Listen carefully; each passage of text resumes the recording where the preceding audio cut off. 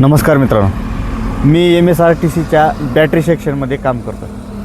रोज बऱ्याच बॅटरी माझ्या हाताखालून जातात. काही डिस्चार्ज झालेले असतात, तर काही डेड झालेले असतात. पण एक गोष्ट मी तिथं शिकलो, कोणतीही बॅटरी चार्ज करायची असेल तर पॉझिटिव्ह आणि निगेटिव्ह अशा दोन्ही टोकांना जोडावं लागतं, तेव्हाच ऊर्जा तयार होते.